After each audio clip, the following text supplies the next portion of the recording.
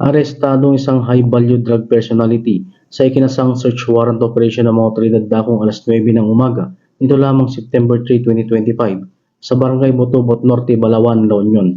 Kinilala ni Police Major Jean Michael M. Algo, hepe ng Balawan Municipal Police Station, ang suspect na Elias Bato, residente ng Barangay Botobot Norte, Balawan, La Union, ay tinuturing na high-value individual sa talaan ng mga otoridad.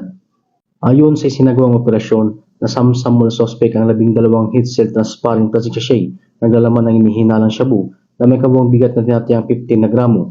Ayon sa mga otoridad, ang halaga ng turang illegal na droga ay humigit kumulang 102,000 pesos. Bukod dito, narecover rin sa operasyon ang mga iba pang ebidensya tulad ng 6 pieces rolled aluminum foil, 1 piece eyeglass, 1 piece lighter, 1 piece blue sling bag, 1 piece caliber 38 revolver at may kasamang 10 bala. Ang lahat na nakumpiskang ebidensya ay sinalalim sa tamang dokumentasyon at inventaryo.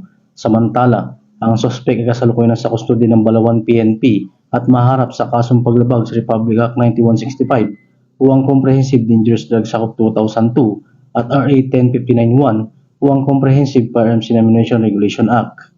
Mula dito sa Ilocos Region, ako po yung Police News Network Correspondent, Patrolman Dennis Carinal, alagad ng batas, tagataguyod ng Balitang Pulis.